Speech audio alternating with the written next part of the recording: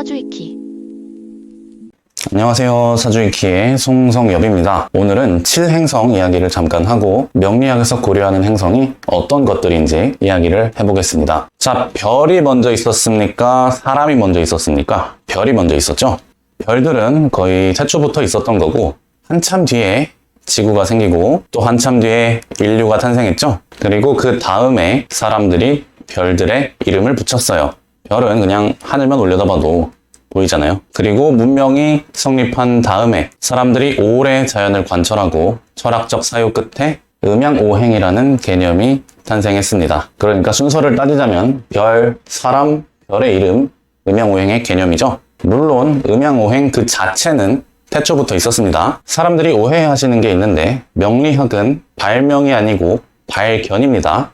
60간지를 사람들이 인위적으로 만든 게 아니고요. 어떤 걸 발견한 다음에 거기다가 천간과 지지라는 이름을 붙인 거죠. 그러니까 간지는 적외선이나 자외선 같은 겁니다. 눈에 보이지 않아서 발견하기 힘들지만 어쩌다 보니 운 좋게 일찍 발견하게 된 거죠. 자, 이제 이걸 토대로 이야기를 해보자고요. 자, 고대에는 항성이란 개념이 없었어요.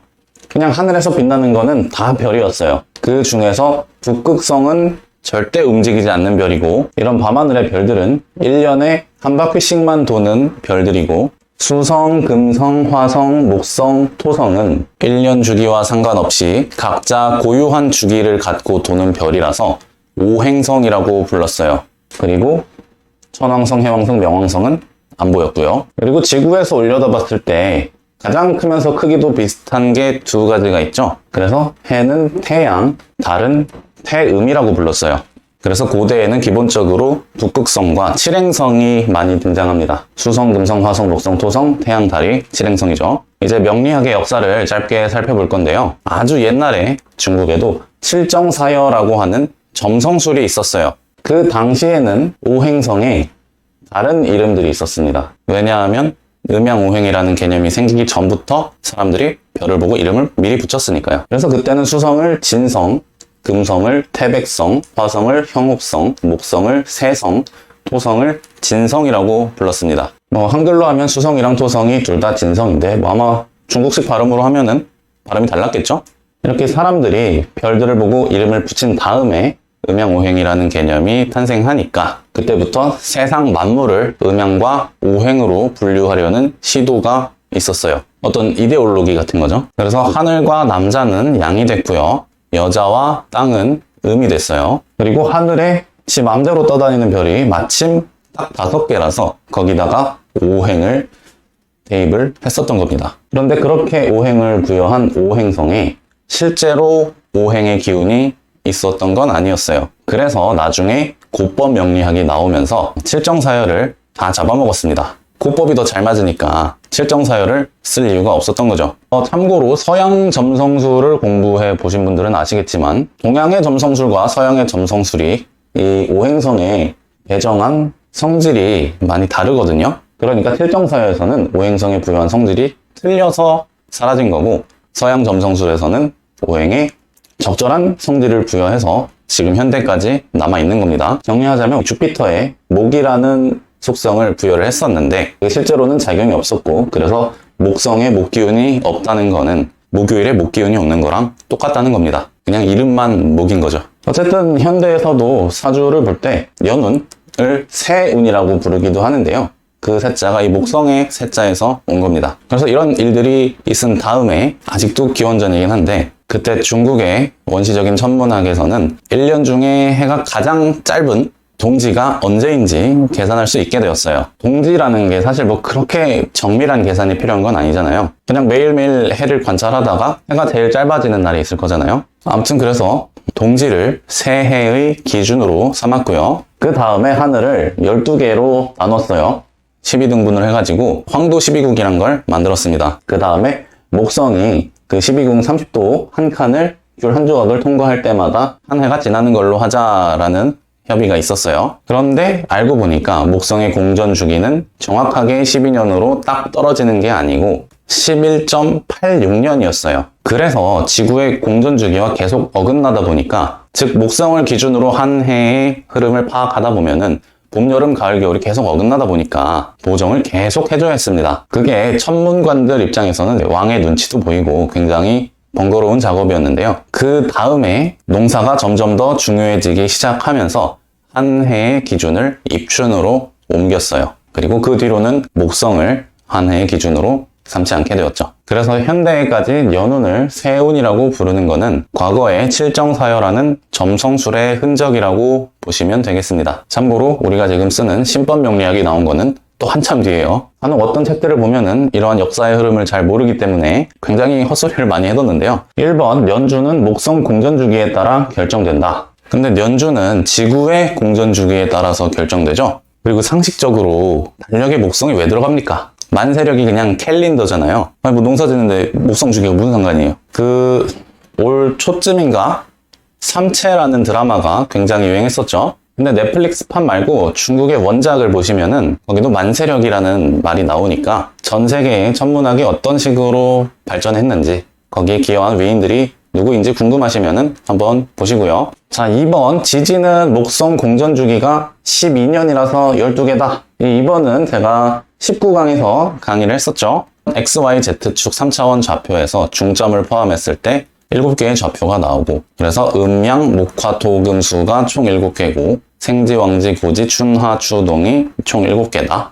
그래서 음양오행과 삼재사상이 다시 음양관계다. 이런 강의를 했었어요. 자, 3번 대우는 목성 공전주기가 10년이라서 10년이다. 3번은 제 책에 자세히 나와 있는데 생각보다 사람들이 대운이 왜 꼭 10년이어야만 하는지를 잘 모르는 분들이 많으시더라고요. 자, 역학은 음양의 학문입니다. 그래서 무조건 2가 곱해져 있어요. 그래서 어떤 것의 본질을 보려면은 2를 나눴을 때 그 본질이 나옵니다. 예를 들어서 10천간은 10개고 12지진은 12개인데 2로 나누면은 천간은 5개가 되고 지진은 6개가 되죠. 그래서 이거를 5운 6기라고 하는데 5면은 홀수니까 그래서 천간이 양이고 6이면은 짝수니까 그래서 지지가 음입니다. 그리고 양은 크고 음은 작은 거죠. 자, 1년에 공전각 360도를 기준으로 지지는 음이니까 이 360도보다 작아서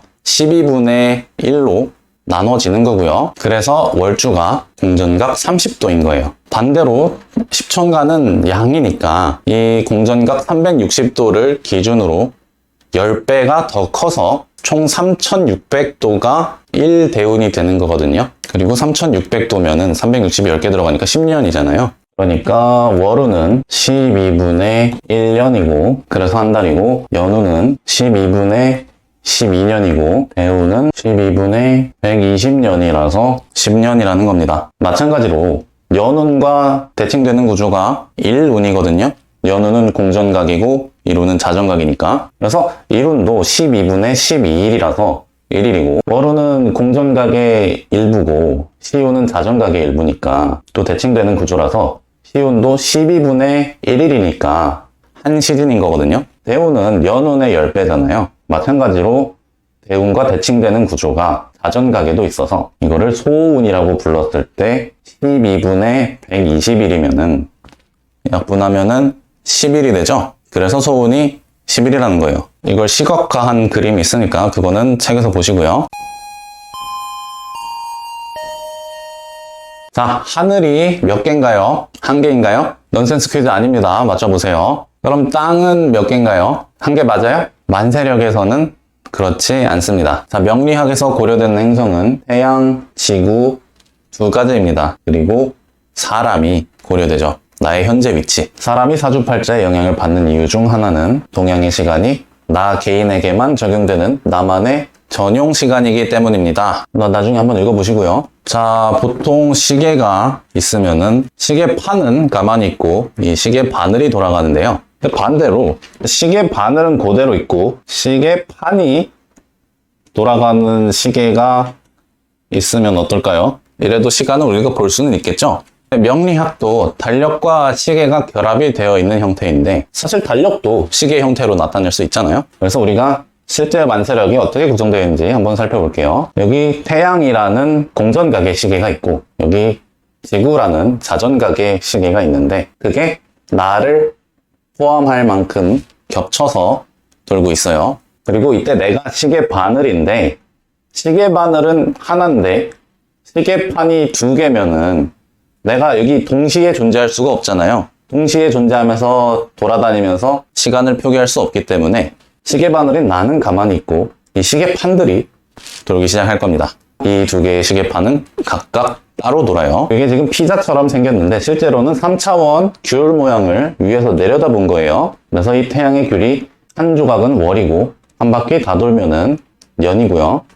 이 지구라는 귤 조각은 한 조각이 한 시즌이고요. 다 돌면은 1일 하루죠. 그럼 지금 시간을 읽어봅시다. 뭐 년은 모르겠고 일도 모르겠지만 지금 나는 6월 묘시에 있는 거죠. 그러면은 지구가 자전하는데 묘시, 진시, 사시, 오시, 미시, 신시, 유시, 술시, 해시, 자시 이렇게 해가지고 한 바퀴를 도는데 해시에서 자시로 진입하는 순간 날짜가 다음 날짜로 바뀌고요. 그리고 이렇게 지구가 대략 30바퀴 정도 도는 동안에 걸쳐서 이 월도 거의 30분의 1의 속도로 돌고 있죠.